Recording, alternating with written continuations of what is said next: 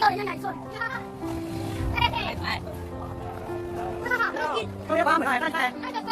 เขาพาไปคุยแม่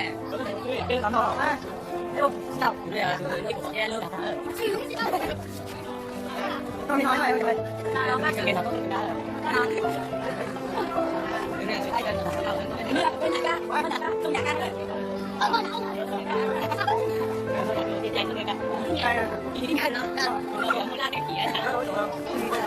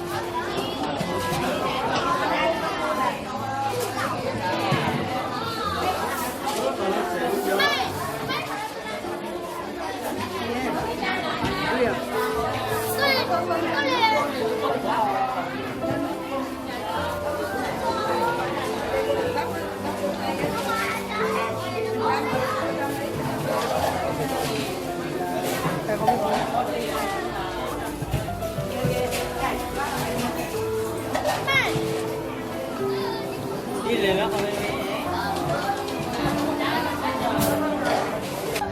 เอาได้ผมมาพูดยังไงกัน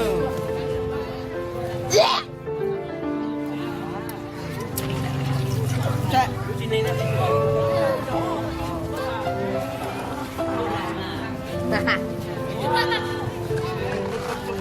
bây giờ